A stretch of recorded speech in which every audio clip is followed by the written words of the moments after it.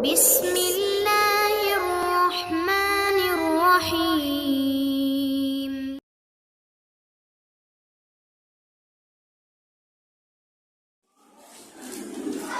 Alhamdulillahirabbil alamin. Wal 'aqibatu lil muttaqin. Wa la udwana illa 'alal zalimin. Asyhadu an la ilaha illallah wa asyhadu anna Muhammadan 'abduhu wa rasuluh. Allahumma shalli wa sallim ala nabiyyina Muhammadin wa ala alihi wa sahbihi ajma'in. Jamaah salat maghrib yang dimuliakan, khusus segenap pengurus gereja dan pengurus masjid Al-Muhtadi, ya semoga senantiasa Allah tambahkan keberkahan ibadahnya, dan semoga menjadi ladang amal saleh atas majlis yang diadakan pada malam ini, sehingga kelak mudah-mudahan menjadi pemberat timbangan amal saleh kebaikannya di mahkamah Allah yang Maha Agung. Salawat dan salam semoga senantiasa Allah Taala curahkan kepada yang mulia Nabi Muhammad Rasulullah sallallahu alaihi wasallam.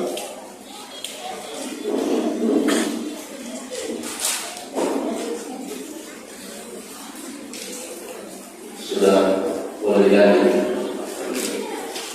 yang masih ada suara plastik yang berjalan.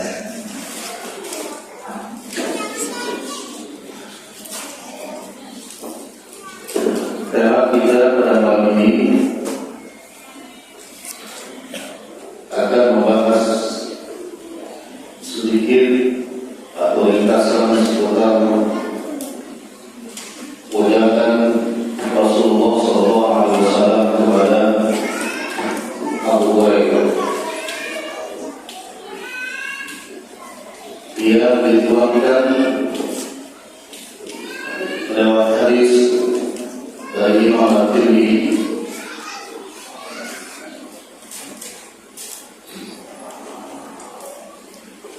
sebagaimana yang dijelaskan oleh Abu Hurairah tentang hadis ini. Nabi SAW bersabda, "Ma yaqulu anni haula kalimat fa ya'malu bihinna aw yu'allimu man ya'malu bihinna." Ambil itu dulu. Kata Nabi SAW, "Ma yaqulu anni haula kalimat." Siapa yang mau mengambil kalimat-kalimat ini dariku, kata Rasulullah SAW. Kemudian faya'mal bihinna, kemudian dia mengamalkannya. Au yu'allimu man ya'malu bihinna, atau diajarkan kepada orang-orang yang mau mengamalkan kalimat-kalimat tersebut. Kita lihat dulu ya kosakata hadis ini. Nabi Muhammad bersabda, "Man yaqulu anni." Kata Nabi, siapa yang mau mengambil dariku. Ini metode Rasulullah SAW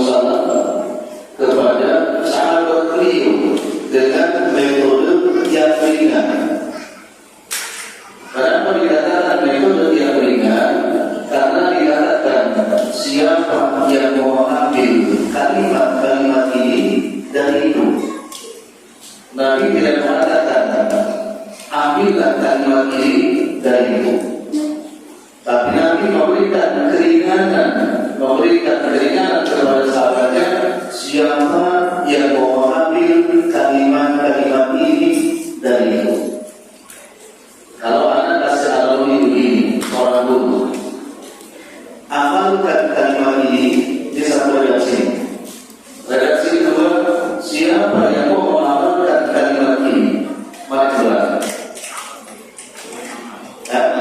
Yang pertama, amalkan kalimat ini berat karena perintah. Tapi siapa yang mau mengambil kalimat ini? Apa? Dari dua redaksi tadi, redaksi pertama meringankan, tapi objek dari apa yang dikatakan tadi itu memberikan suatu gambaran siapa di antara mustami yang benar itu yang paling serius dan paling ingin mendapatkan suatu perkara yang lebih baik. Ada contoh ini. Misalkan di gereja ada susu. Katakan, siapa yang mau mengambil air susu ini? Kira-kira semua orang enggak? Enggak. Pertanyaannya, kenapa enggak semua orang mau ambil air susu? Yang enggak suka, suka. Nah, betul. Sorry. Tidak semua orang suka air susu. Pun yang suka mungkin ada tawaran susunya mulai lalu dan susu jahe kan, atau es dari jahe, atau kopi pun ada kopi pakai susu. Jadi hanya orang yang benar-benar ada keinginan mau minum air susu. Mana yang lebih bodoh? Yang pertama atau kedua? Segi objeknya yang kedua. Berarti yang mengatakan anak itu orang yang benar-benar menginginkan sesuatu, yang memahami apa yang disampaikan, ditawarkan oleh Rasulullah SAW. Bisa dipahami? Atau kita ambil hadis yang tadi. Nabi Muhammad bersabda, "Kullu ummatin yadkhuluna jannah illa man aba." Kata Nabi Muhammad, setiap umat itu pasti masuk surga illa man aba, kecuali. Pertanyaan adalah, apa iya Nabi mengatakan setiap umat itu akan masuk surga? Tapi ada pertanyaan kecuali yang tidak mau. Ternyata faktanya iya. Berbagai jalan surga itu ditawarkan dan digunakan oleh Allah dan Rasulnya, tetapi tidak semua orang mau mengambil jalan tersebut, baik dia berat ataupun yang ringan. Bahkan ketika jalan surga semakin ringan, semakin sedikit yang mengambilnya. Betul. Semakin ringan jalan surga itu, semakin sedikit yang mengambilnya. Saya pakai contoh. Kalau kita ketemu dengan saudara kita, mengucapkan salam, ringan. Banyak yang panggil ini? Sedikit Pak. Sedikit. Masih banyak di luar masjid sana. Apa yang keluar dari masjid itu, mengucapkan salam, pun menjawab salam dengan benar. Padahal itu ringan. Assalamualaikum. Waalaikumsalam. Bukan tapi itu Assalamualaikum. Ya Pak. Sejak kapan Assalamualaikum jawab? Ya Pak. Maksudnya Assalamualaikum. Ini jalan menuju surga ringan, tapi masih sedikit yang mengambil. Perhatikan cara ajar Rasulullah. Belum lagi yang salaman sebagaimana salaman Rasulullah SAW. Hatta tidak musafah, tidak berjabat tangan, tapi Nabi ketika mengucapkan salam menatap lawannya itu dengan tatapan niat 100% pemahaman. Ringan kan? Ringan. Setelah itu apa dilakukan Rasulullah? Kemudian Nabi senyum. Ringan. Senyum bayar kan? Bayar kan? Bayar kan? Kalau sudah sesenyum ke rumah sakit, bayar dan bisa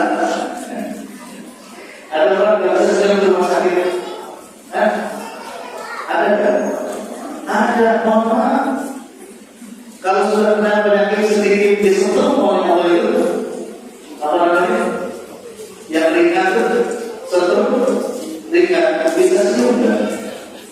Setelah hari itu sudah bisa. Ini nanti menawarkan adakah yang mau ngambilnya sederhana. Sehingga nanti dari situ akan melihat kualitas tulannya Rasulullah. Jadi kan juga tulannya kita, para siswanya, para santrinya Rasulullah, siapa yang paling serius, siapa yang paling paham tentang ajaran Nabi. Terutama masyarakat. Sehingga nanti akan lagi, aku yu'allimu ayat al-hidna atau kamu catat saja. Kemudian kamu ajarkan lagi kepada orang yang memang dia mau mengamalkannya. Maksudnya apa?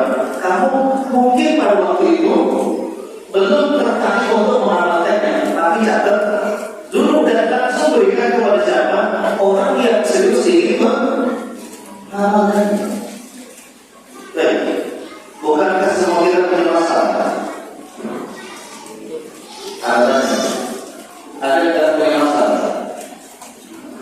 Ada. Kelihatannya bukan itu masalah. Punya masalah ya? Banyak. Tapi kalau sudah di sini ada masalahnya. Ada tapi jadi ringan.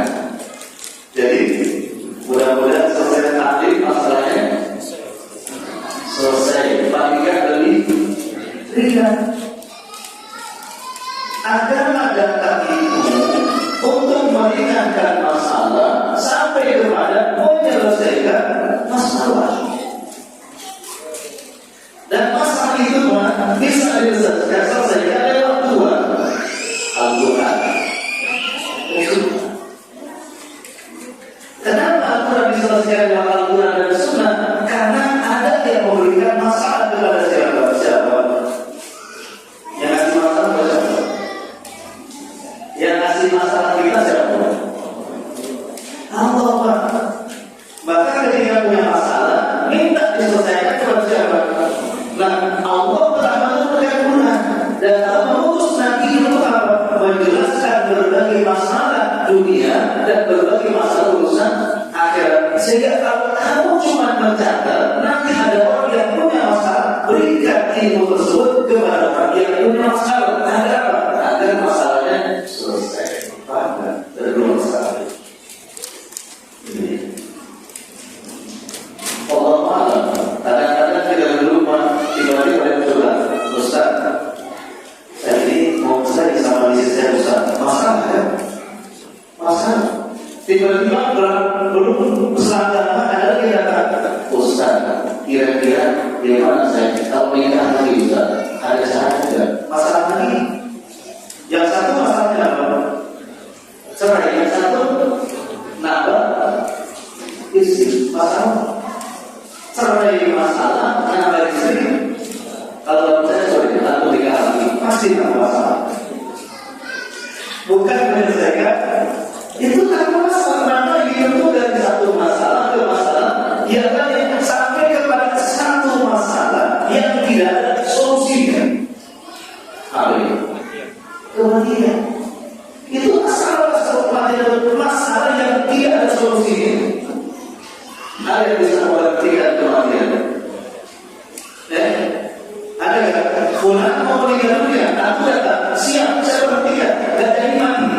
Ada. Belum katanya ada yang menjaga gunung. Gunung itu selama ada yang jaga tidak akan meletus. Faktanya gunungnya meletus, yang jaganya mati. Ya, itu dari itu masalah. Makanya biar ringan dan tuntas masalah, dikatakan tapi tulis berikan kepada orang yang datang kepadamu yang punya masalah dari satu sudut. Fakola Abu Hurairah, tiba-tiba di sekian banyak patulan itu, ya berkata Abu Hurairah, apa kata Fakultu ana ya Rasulullah. Abu berkata, saya ya Rasulullah. Dan sekian banyak tiba-tiba dia berkata, ana ya Rasulullah. Berarti Rasul Abu Hurairah itu termasuk apa? Sangat paham. Kedua, butuh. Ketiga, sebagai inventaris, ya, sebagai inventaris ilmu ada kewajiban dalam diri Abu Hurairah untuk menyampaikan ilmu tersebut. Nah, dengan perkataan itu, fa'aqadat biyadi, fa'ada khamsan wa qawli.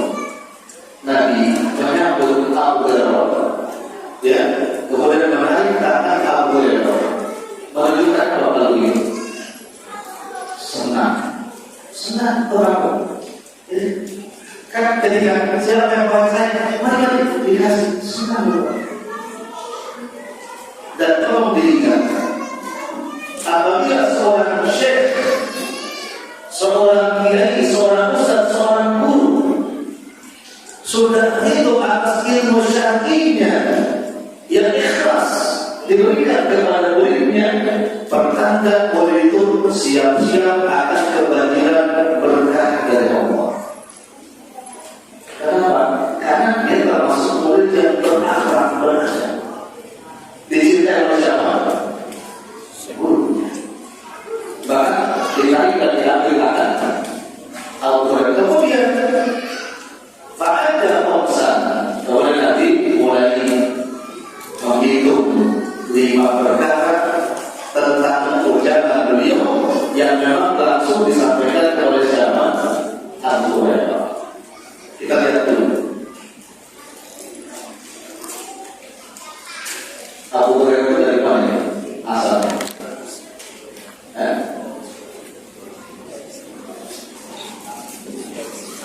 Ya, beliau itu yang jelas sudah dikatakan.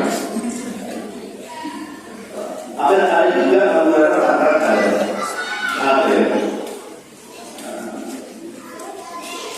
katakan Abu Hurairah.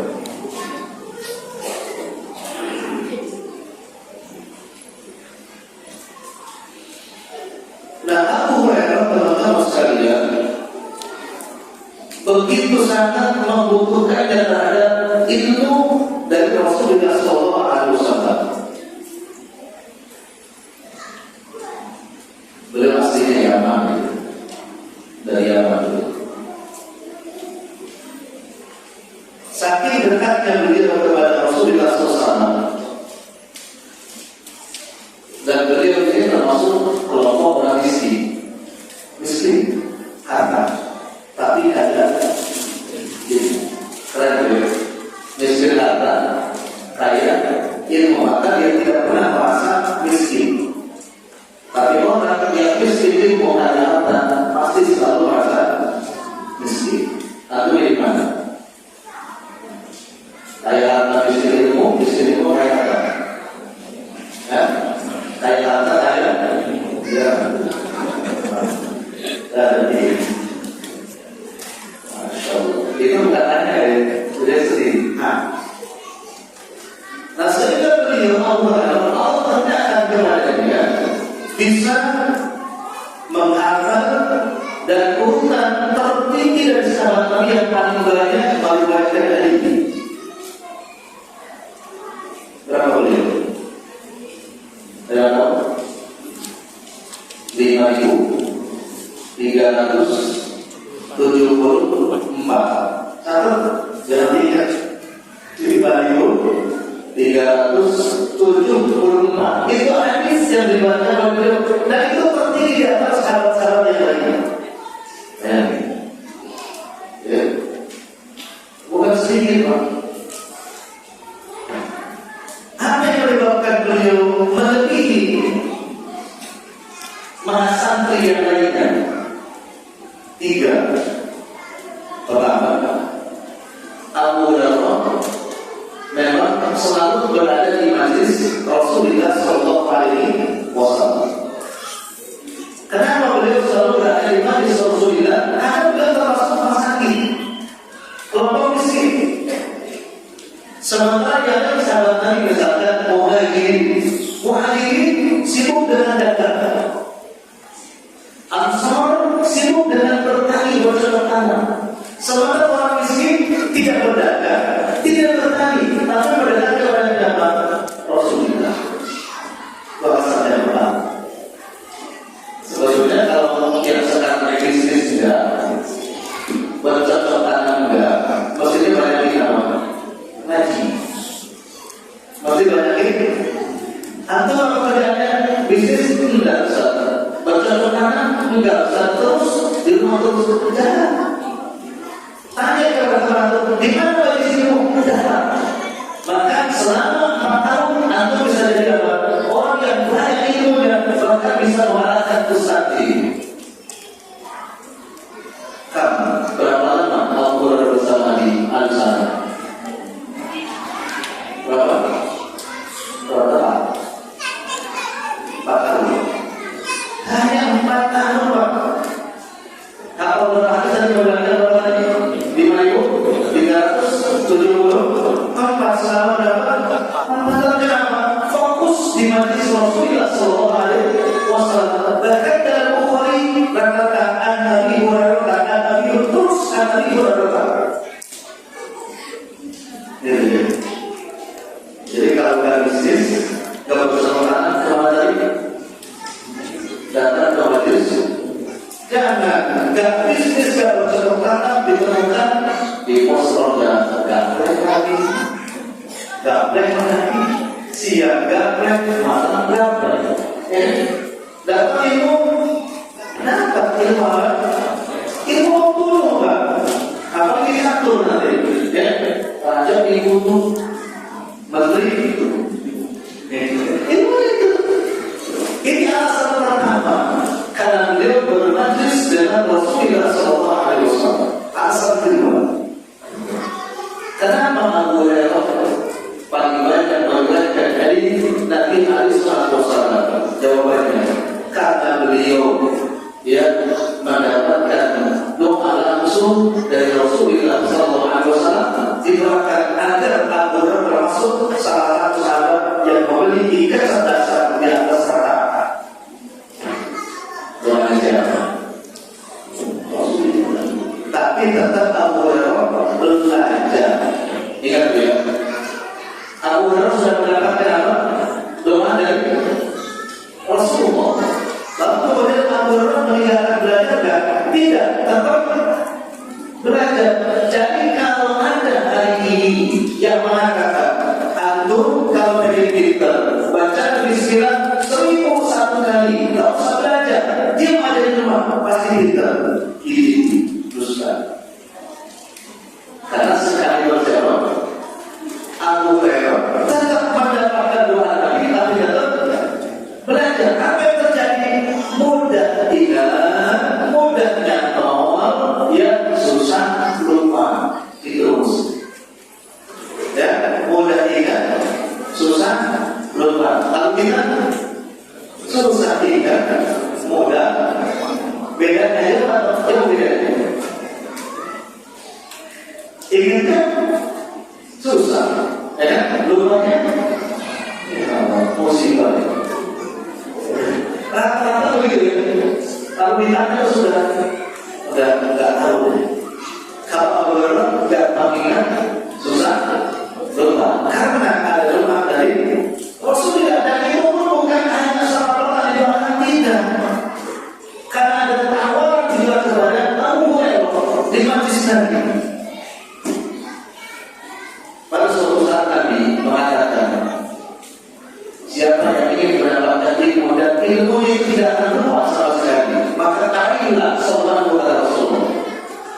Nah kita kalau belajar ingat, tidak selalu naik timba, tidak selalu dengan perkara yang resmi.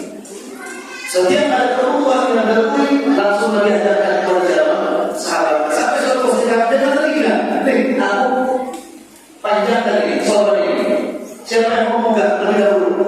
Allah memegang. Dan setelah itu Nabi berangkat kan di bawah. Dia akan masuk orang yang cerdas. Kemudian dia tidak mudah lupa. Dan itu Allah yang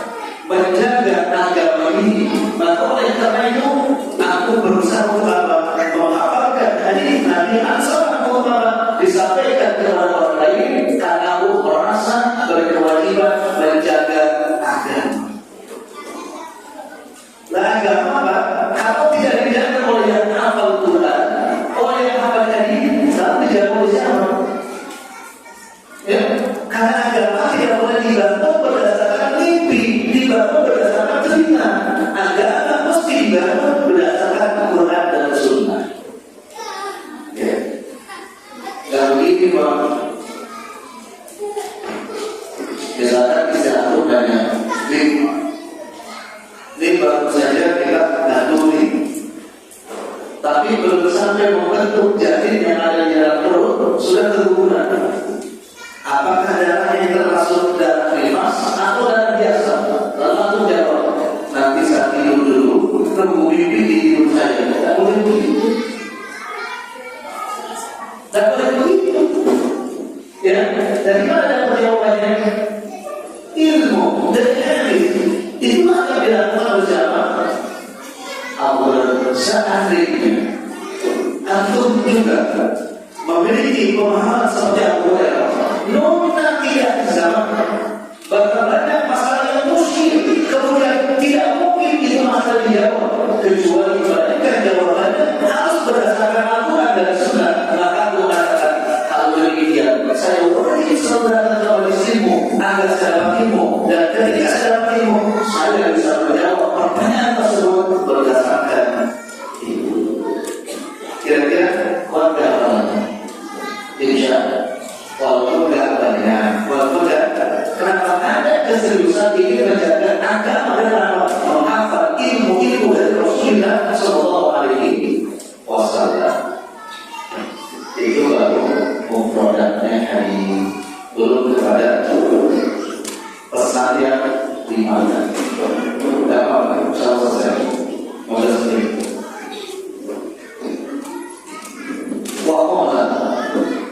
Lalu kemudian tadi berkata tentang Imam Sa'di atau Imam Bujangan tadi kepada Abu Hurairah. Apa katanya dari sahabat? Ittaqi al-maharimah takun abdan nas. Ini nasihat yang pertama, Abu Hurairah yang pertama.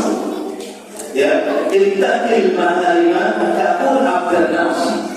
Hal salah, ingat baik-baik. Ya, kata beliau, jagalah dirimu dari perkara-perkara yang diharamkan Allah. Takun abdanas, pasti kau akan menjadi takun abdanas. Apa? Takun abdanas, maka kau akan menjadi orang yang paling baik ibadahnya. Abdanas, ya, maka kau akan menjadi orang yang paling baik ibadahnya. Pesan yang pertama, jagalah perkara-perkara yang diharamkan Allah, maka kau akan termasuk orang yang paling baik ibadah. Masya Allah.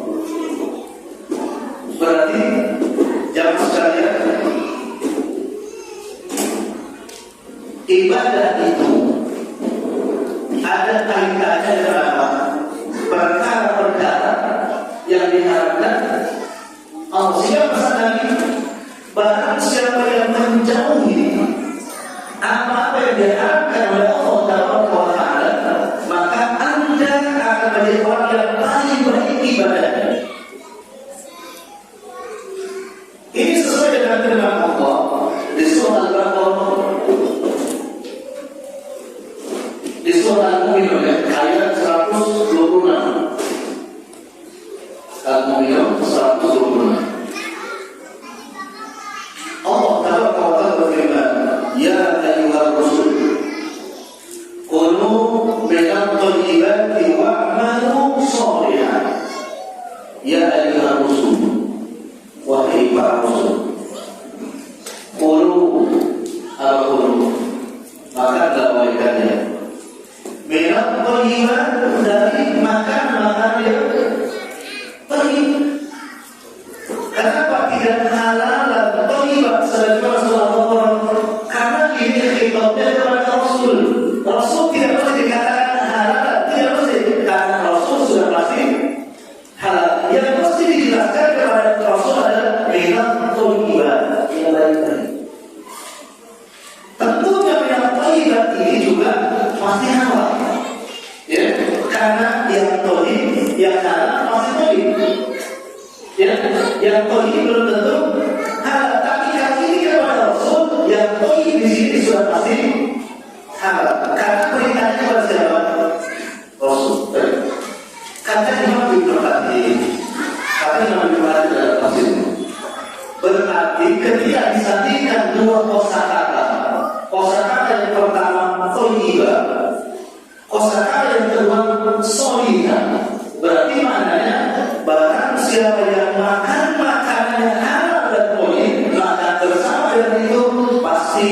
Allah mudahkan dia untuk bisa beramal soleh. Maka tadi pesan Nabi apa? Jagalah ya haram.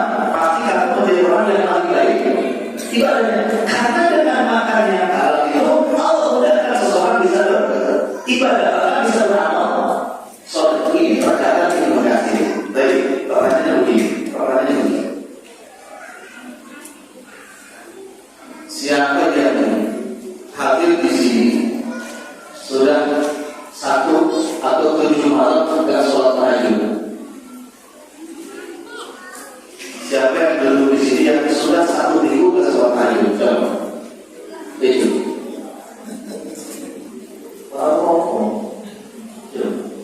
Siapa?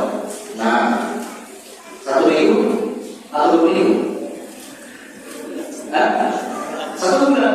Jadi betul. Ada kan apa tidak tinggal sama? Yang 2 bulan siapa?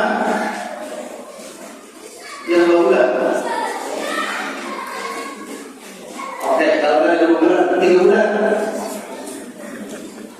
Kalau ada 3 bulan, 4 bulan deh. Kayak Arabnya.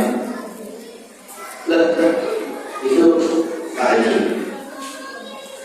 Siapa yang hadir di sini yang 1 minggu ini tidak terjaga sholat berjamaahnya?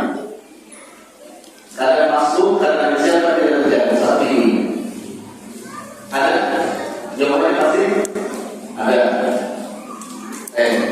Siapa yang minggu ini baca Qurannya terputus-putus karena bacaan tidak? Ada. Tuh, bapak aja sama dulu. Anak juga punya dosa, ya Pak? Sama.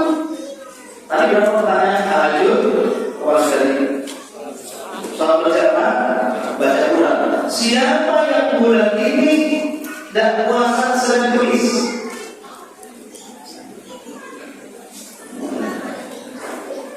Kalau ditanyakan ternyata ada semua. Ya, ada semua. Baik kalau sehari 2 hari bagus juga. Tapi kalau sudah berminggu-minggu, berbulan-bulan, ini mesti muhasabah. Mesti muhasabah. Apa yang terjadi itu jawabannya tadi. Ada sesuatu yang haram, ya kan? Yang tidak dijaga. Entah itu makanan, pandangan, pendengaran, perasaan, dan sebagainya yang menyebabkan tidak bisa beramal. Soalnya gitu. Dan semuanya akan siapapun nanti apa? Salahkan diri. Dan para sahabat juga biasa. Hasan al-Basri menceritakan ada seorang murid beliau mengatakan, saya makan 1 suap makanan yang haram tidak bisa sholat tahajud selama 1 tahun. 1 suap tidak bisa sholat tahajud selama 1 tahun. Ini menunjukkan sangat berpengaruh makanan yang haram. Kamu segala sesuatu yang haram terhadap apa? Ibadah. Maka dikatakan dia misalnya jaga perkara-perkara yang haram, maka kamu akan sholat yang bagus ibadahnya. Jadi kalau kita ingin bagus ibadah, saatnya Ramadan, jaga perkara-perkara yang diharamkan jauh itu. Insya Allah kita akan masuk sholat yang bagus ibadah. Seperti yang dimaksud bagus ibadah, sesempit-sempitnya waktu pasti masih bisa. Sesibuk-sibuknya kita tetap masih bisa. Setidak bisa tidak bisa orang lain tetap kita masih bisa. Kenapa? Karena dijaga oleh Allah. Tahu apa dan kita termasuk orang yang paling baik ibadah. Moga-moga Allah jaga dan kita kurang Tuhan menjauhkan dari perkara-perkara yang diharamkan Allah. Ya, memandang yang bukan haram, haram. Bergesekan di bis atau di kereta haram apa ya? Bergesekan dengan yang bukan haram di kereta bis haram apa? Asalnya sih gak haram, haram itu tidak keluar. Tapi kalau bapak sudah punya rasa, muncul haram. Punya rasa gak? Ya? Kenapa? Ada? Kalau tidak ada rasa tidak, pertama darurat. Kedua, darurat tersebut mesti mencari kita. Apa bisa pindah-pindah. Tapi kalau kita sudah tidak bisa, itu urusan benar-benar. Tapi kalau masih ada pakai tetap di situ, itu namanya menikmati. Di situ ada dosa. Sekali berimam Syafi'i, ini masyhur penerusan hafalannya, dan dia mengadukan kepada gurunya Waqi terhadap sulit diterang gurunya. Ternyata Imam Syafi'i mengajarkan kalau mau ke hal gurunya melewati syuk, melewati masa. Bagaimana manusia dihasilkan macam-macam termasuk perempuan. Beliau menghadap perempuan tidak disengaja, bahkan cuma sekali itu saja akan terjadi hafal dosa. Hari ini berapa kali menghadap perempuan benar? Sekali atau kali itu? Pantesan hafal juz 30 aja hafal. Itu dosa. Jadi jangan tanya Ustaz, kenapa sih? Aku boleh turun aksir itu ketika dia hafal. Kenapa ini hafal juz 30 susah bacanya? Aku nggak jawabannya. Percuma kan ada Ustaz tadi itu hafal, besok pergi masih begitu. Percuma Pak. Jangan benar-benar itu hafal. Nggak disengaja. Apalagi sengaja. Kalau besok tidak disengaja. Kalau sengaja hati-hati. Bahaya. Aku menikmati Pak. Kalau itu bilang perintah atau disadarkan. Kalau masyarakat tabrakan mati di situ. Gimana itu? Mati dalam keadaan menikmati maksiat. Gimana itu? Surah iman. Mati dalam keadaan menikmati maksiat. Bukan kata mati itu tak tahu. Binai akhir tahu bingung yang mana keadaan itu tahu. Maka dan berusaha dan dekat pada ayat Allah menjaga kita semua. Yang kedua, orang iman. Yang kedua, pesan kepada siapa? Wajangan lagi kepada Abu Hurairah. Wallah, bima qasamallah laka takun dan nas. Kata Nabi, ridholah atas apa yang Allah berikan kepadamu, pasti kamu akan menjadi orang yang paling suci. Paling ayat ridho atas apa yang Allah berikan kepada kita, ridho seberapa? Wakilah ridho maknanya puas. Apa bedanya senang dengan puas? Senang dengan puas apa bedanya? Atau ada lagi? Orang yang puas sudah pasti senang. Pasti. Orang yang senang belum tentu. Nah, tadi mau di dalam tafsir Ibnu Katsir ketika menjelaskan adalah bahwa fi syatriyah kata Ibnu Katsir maknanya adalah puas. Karena orang yang puas pasti senang, tapi orang senang belum tentu. Ada misalkan bapak lebaran dikasih sama DKI hadiah umroh bulan Syawal, senang, puas, belum tentu. Ya, kenapa akan mengatakan coba ngasihnya kemarin Ramadan? Ya, kalau Ramadan berarti puas. Karena dikasih Syawal cuma senang, gitu kan? Dikasih Ramadan sendirian, dia tidak puas Pak. Dia bilang coba kalau dikasih tiketnya bersama istri saya. Maka susah kalimat.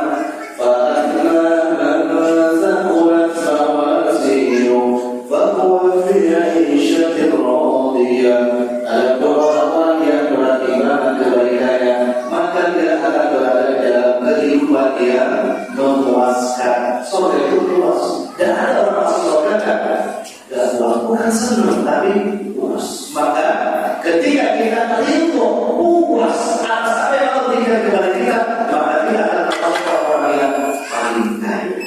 Masya Allah. Bagaimana kelanjutannya? Nanti setelah sholat Isya insyaallah.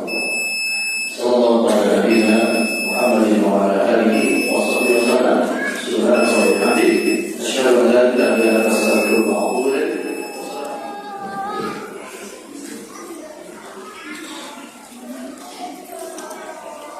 Setelah saya baca doanya. Yang ketiga, satu wajangan Nabi kepada Abu Hurairah. Kata Nabi Muhammad wa ahsin ila jari takun mu'minan.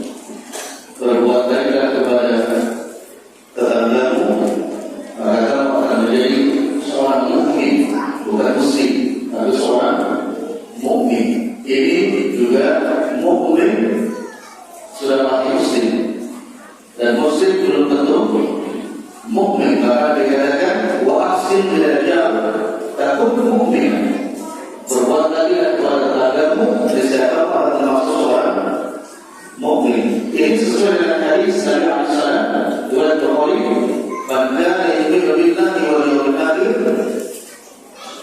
falyukrim jarahu." Barang siapa beriman kepada Allah dan beriman kepada hari akhir, maka muliakanlah tetangga. Ini menjadi suatu syarat iman seseorang dikatakan sempurna bila dia juga baik terhadap tetangga. Ya, di hadis lain Nabi katakan tidak dikatakan beriman seseorang apabila dia tidur dalam keadaan dengan semata tetangga tidur dalam keadaan lapar. Bahkan di dalam kitab Al-Adab Al-Mufrad ya, beliau mengambil adab-adab bertetangga termasuk ketika memasak. Ketika memasak, saking begitulah seorang mukmin yang benar bersikap terhadap tetangga. Kata Nabi, apabila kalian memasak masakan yang memakai kuah, kata Nabi, bila memang yang dimasaknya sedikit, maka perbanyaklah kuahnya. Maksudnya, apabila kebahagiaan dagingnya, maka kasih apa? Kuahnya saja. Mungkin bisa seperti itu. Ya, karena orang yang tidak baik terhadap tetangganya, jangankan memikirkan kuahnya, ya, dagingnya pun dapat terpikir. Tapi orang yang memperhatikan tetangganya, barangkali memang kuahnya dagingnya agak kebagian, tetapi masih ada kuahnya. Dan kadang-kadang cadang kita adalah barangkali masih ada kuahnya itu. Yang diminta dagingnya apa? Yang sama siapa? Yang minta kenapa dagingnya? Kau minta apa? Tapi ada yang seperti itu. Masya Allah ya. Sampai Nabi ketika diajak oleh sahabat Ansor, bahkan sholat dulu, diundang ke rumahnya untuk makan sop kaki kambing. Lalu mereka kepada sahabatnya, ketika ini diundang oleh sahabat kita, hanya memakan sop kaki kambing, jangan dihinakan, jangan direndahkan, ya syukur dan nikmat. Padahal itu hanya sop kaki. Masya Allah, sahabat tetangga itu termasuk menjadi ciri dan khas orang-orang yang sempurna imannya. Mereka sangat perhatian terhadap tetangga. Seorang dari bernama Malik bin Dinar memiliki tetangga Yahudi berada di lantai 12. Ya, Malik bin Dinar di bawah. Yahudi mendengar karena dia tidak suka terhadap orang-orang beriman. Setiap habis buang kotoran dan sebagainya, air cobelanya ya dibuang persis kemana? Ke aliran yang mengalir ke hadapan rumahnya Malik bin Dinar. Bagaimana Malik bin Dinar merespon itu? Tetap dia bersabar dan menentang si Yahudi tersebut agar mendapatkan bidadari. Akhirnya si Yahudi jengkel banget. Kalau antum bertetangga, kalau usah di lantai 12 dulu, satu lantai saja. Tetangga buang sampah ke depan antum, tetangga yang jengkel, apapun yang jengkel. 1 bulan saja. Dia punya kuncinya lepas. Dia pergi buang kotorannya di depan antum. Antum jengkel atau orang jengkel? Bayangin, katakan di tidak, ternyata yang jengkel siapa? Yahudi teman. Yahudi jengkel, kenapa jengkel? Perasaan orang Yahudi. Orang sudah diperlakukan seperti itu, diam aja gitu kan. So, kita langsung sama itu ternyata orang yang menurut kita jengkel sendiri,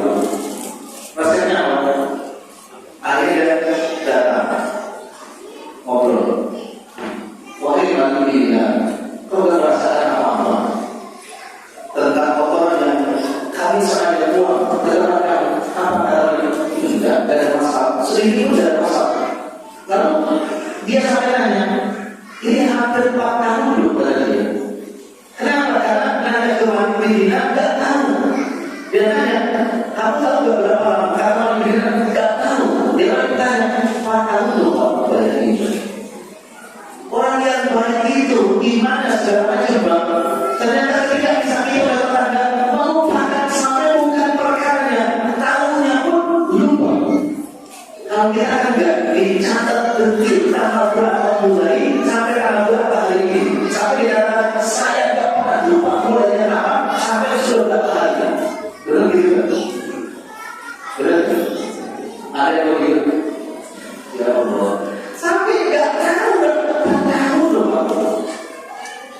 Akhirnya saking pusingnya orang Yahudi, gak habis pikir kata dia, kalau mereka mendapatkan jiwa yang tenang itu, berarti sedang berbalik kepada siapapun termasuk tetangga. Bagaimana caranya? Karena Madinah masuk Islam dan ridho dengan apa yang diminta oleh jemaat Madinah, akhirnya si Yahudi tadi masuk Islam dan setelah masuk Islam menjadi tetangga terbaiknya di lantai 12 tersebut. Masya Allah. Maka untuk terang ini, baiklah terhadap tetangga, maka kamu akan menjadi siapa? Mukmin yang paling baik. Sudah merasa baik dengan tetangga? Belum. Ranting pohon masuk ke rumah kita lewat jengkel. Ya, siap-siap untuk jalan terus. Kenapa? Jengkel terus terhadap tetangga. Baik, dua lagi kita bacakan saja dari kelas. Yang kedua, kata Nabi Muhammad SAW, kamu muslimah dan Nabi cintai manusia siapapun sebagaimana engkau mencintai dirimu, maka kamu muslimah, engkau akan menjadi seorang muslim yang baik. Cintai manusia siapapun, ya, tanpa pandang bulu, maka pasti akan menjadi muslim yang baik. Yang kelima terakhir, wala tusiru bagi yang bagaimana kata bagi tulisul qalbi. Pesan yang terakhir, jangan terlalu banyak tertawa yang penuh sampai apa namanya? Langit-langit jangannya kelihatan. Maka tadi kalau tertawa seperti itu, maka akan menyebabkan hatimu mati. Akan menyebabkan hatimu mati. Ini nasihat Nabi oleh Nabi 5 perkara, 5 poin kepada siapa? Abu Hurairah. Adalah yang pertama tadi apa? Kedua, yang ketiga, yang keempat, yang kelima, Masya Allah, siap mengamalnya? Insya Allah. Supaya kita termasuk mukmin yang baik, muslim yang baik, bahkan orang yang paling kaya, bahkan orang yang paling wadah dicintai oleh Allah dan Rasulullah dalam dunia. Ini gimana? Terjawab. Terus nanti harus sholat.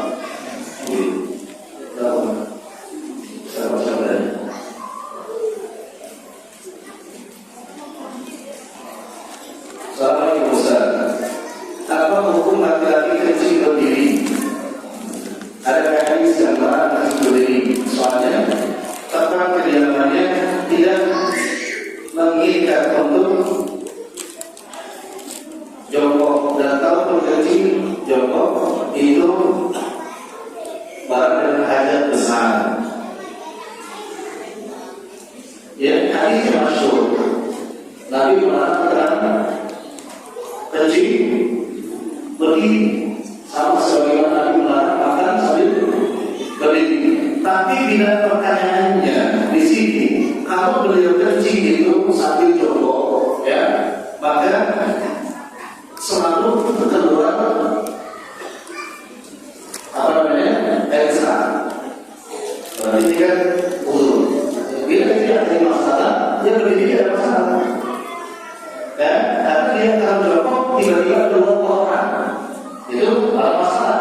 Maka berdiri untuk yang bertanya ini, maka boleh karena untuk urusan. Tetapi bila tidak ada urusan ini, maka ya jelas dulu, ya, bibisnya dulu. Jadi bahaya kalau tiba-tiba bibis keluar air besar, ya. Jadi harusnya diberikan yang depan ya, belakang, ya kan? Oh, bagaimana cara kita bisa ridho dengan yang Allah telah berikan kepada kita berupa rezeki, sedangkan kita masih banyak memiliki kekurangan. Yang justru kan tidak ridho, kekurangan itu ada terus. Ya, maka dengan ridho sehingga kekurangan itu akan tercukupi karena ridho. Kemarin di mana Asy'ari jelaskan ada rezeki, macam-macam rezeki. Ada orang yang dikasih rezeki iman, ada orang yang dikasih rezeki fikih, ada orang yang dikasih rezeki ilmu, ada orang yang dikasih rezeki istri yang solehah, ada orang yang dikasih rezeki anak-anak yang soleh dan solehah. Macam-macam rezeki. Tapi ada satu pertanyaan, Ustaz. Saya itu kan sudah sholat tahajud, sholat malam, puasa Senin Kamis, tapi masih kebutuhan saya berupa uang belum tercukupi. Apakah sudah mendapat rezeki? Ya jelas. Ya, dia sudah mendapatkan rezeki apa tadi? Rezeki bisa sholat tahajud, rezeki bisa berpuasa Senin Kamis, rezeki kondisi sholat, rezeki dia Allah tidak berupa fulus. Kalau di sini pikiran rezeki terus berupa fulus, maka kekurangan akan tetap. Kenapa? Karena fulus itu tidak ada habisnya. Ya, dan habisnya. Apa berpikir kalau dapat usulan 1 triliun mengatakan cukup? Belum tentu. Pengen juga. Ya cukupnya kapan? Hatta zulumul maqabir, itu baru dia akan cukup. Bagaimana supaya cukup supaya itu? Maka puaskan dengan apa yang kau berikan pada hari itu. Bukankah Nabi katakan man asbaha minkum aminan fi sirrihi wa'afan fi jasadihi indahu qutu yawmihi faka'anna mizatan dunya bihadatihi. Kata Nabi, barang siapa yang bangun di pagi hari kemudian jiwanya aman, tidak ada yang menentu ini, badannya sehat, hanya punya makanan untuk pagi itu saja, maka seakan-akan dia sudah memperoleh dunia beserta isinya. Masya Allah. Udah kan? Kalau pakai resep hadis yang tadi, kira-kira yang badannya sehat, jiwanya aman, hanya bisa makan pagi itu, kayaan siapa dengan Ronaldo? Kayaan siapa dengan Ronaldo? Kayaan kita lupa. Ya kan? Kenapa? Punya dunia dan seluruh. Ronaldo tak bisa beli dunia apa? Walaupun gajinya 1 menit berapa? Tak bisa. Resepnya cuma itu saja. Puas atas apa yang diberikan pada hari itu, maka Anda termasuk orang yang punya dunia bahkan seluruh isinya. Saya pikir enggak, sudah banyak masalah. Apa? Masalah anak baru 1, pikir bagaimana saya nanti kalau punya anak 2, bagaimana dari SD. Ya, anak baru sekolah SD pikir bagaimana nanti anak saya kalau kuliah, itu namanya sudah punya masalah. Jadi siapa bikin masalah begini? Allah kasih masalah secukup-cukupnya. Biar apa masalah segera beratnya. Maka caranya untuk meningkatkan masalah ridho atas apa yang Allah berikan kepada kita, maka Allah akan mencukupkan secukup-cukupnya dengan 2. Al-ilmi wal-hilmi, dengan ilmu Allah dan maha adilnya Allah. Selesai. Al-ilmi wal-ilmi, dengan ilmu Allah dan dengan maha adilnya Allah. Kalau cukup ada orang yang habis. Jadi sudah selesai. Baik. Moga-moga jamaah yang punya masalah ini jadi yang riwayatnya nanti pulang selesai masalahnya. Dan besok ketika meninggal dunia tidak lagi punya masalah, bukan begitu dibagikan, justru